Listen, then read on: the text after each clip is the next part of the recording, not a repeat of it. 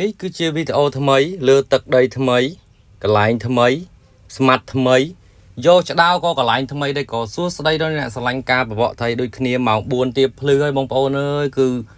ដើម្បីចង់ស្គាល់ឆ្ដោនឹងគេបងប្អូនកូនស្មាត់ណាត់គឺស្មាត់និនបងប្អូនគឺអរគុណទឹកចិត្តគាត់មែនតើគឺគាត់បានជួយទិញអាវកាក់ខ្ញុំមួយក៏បបួខ្ញុំទៅរកឆ្ដោបងប្អូនហើយរកឆ្ដោម៉ោង4ខ្ញុំមិនដែលចាំស្មាត់ដល់ម៉ោង4ទេបងប្អូនគឺខ្ញុំទៅចាំគាត់តាំងពីម៉ោង4កន្លះណាត់គ្នាម៉ោង5បងប្អូនគឺខ្ញុំចាំគាត់ម៉ោង4កន្លះរហូតដល់ម៉ោង6បានស្មាត់គាត់មកដល់ហើយប្រឡងឡើយហ្នឹងខ្ញុំបញ្ជាក់បងប្អូនខ្ញុំលេងបានតែ1ម៉ោងទេ1ម៉ោងប្រឡងស្អាតមែនទែនបងប្អូនអូខ្ញុំមើលពីចង្ងាយទៅថាជួយមកកន្លែងហ្នឹងមកខ្សែណាក៏ស៊ីទេនេះគឺដើរលុយទឹកបងប្អូនគឺយើងដើរលុយទឹកមួយស្មាត់នេះដូចជាត្រឹមកលៀនដើរទៅដល់កន្លែងដែលគាត់ថាកន្លែងហ្នឹងមានឆ្ដោបងខ្ញុំធ្លាប់យកឆ្ដោបាន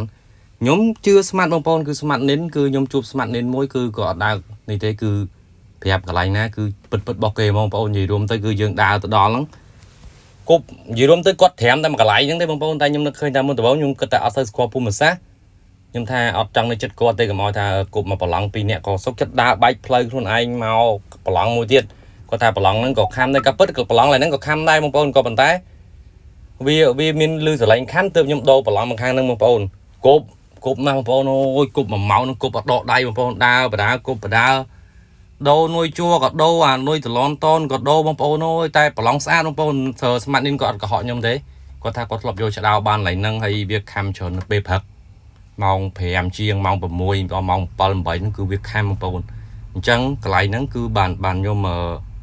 បបួគាត់ទៅហ្នឹងបងប្អូនដឹងមិនអត់គឺកន្លែងហ្នឹងគឺទឹកបាច់ឆាច់មិនមែនទឹករបៀបម្ដងបងប្អូនរបៀបទឹកយើងឡើងមកបងប្អូនទឹកឡើងមកអញ្ចឹងទៅតកួនវានៅពេញហ្នឹងអីចឹងទៅមានកផ្លោកមានអីទៅហើយគាត់ថាពីច្រើនឆ្ដោវានៅក្រោមកផ្លោកត្រូវហើយបងប្អូនខ្ញុំក៏ជុំកន្លែងកផ្លោកដែរបងប្អូនតែខ្ញុំចាប់ប្រហែលជាខ្ញុំចាប់ប្រឡងខុសខ្ញុំមកគប់កន្លែងហ្នឹងវាលឺស្រឡាញ់ខំក្ដុំក្រាំងដែរតែពេលខ្ញុំមកគប់វាស្ងាត់ហើយចឹងយើងគប់ឆ្ដោយើងនៅព្យាយាមគប់រហូតបងប្អូនរហូតនួយជួក៏ដូរនួយតឡងតនក៏ដូរដែរបងប្អូនអូយប្រឡងកន្លែងណាមើលទៅក៏សុទ្ធតែត្រីដែរបងប្អូនតែវាអត់មានត្រីខំអាតឡនតនក៏មិនខំអាជួក៏មិនខំអារស់ក៏មិនខំអាត្រីខ្សែក៏មិនខំអាឆ្ដោក៏មិនខំអូខ្ញុំតឹងចិត្តមែនតើបងប្អូនអូនិយាយរួមទៅគឺ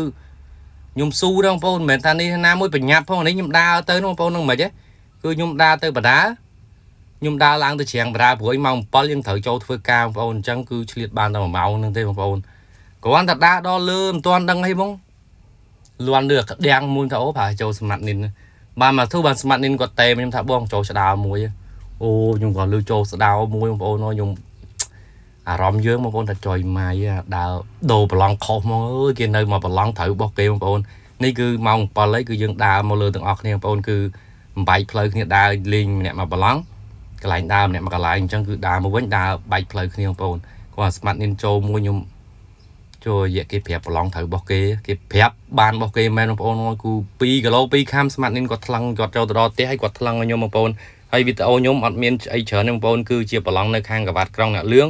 បើសិនជាបងប្អូនចង់ទៅលេងអាចទៅលេងបានក៏ប៉ុន្តែហាមតែកវ៉ាត់របស់គេដូចខ្ញុំបញ្ជាក់ទៀតហើយវីដេអូខ្ញុំក៏មានតែប៉ុណ្្នឹងដែរអរគុណសម្រាប់អ្នកស្រឡាញ់ការបបកថៃដូចគ្នា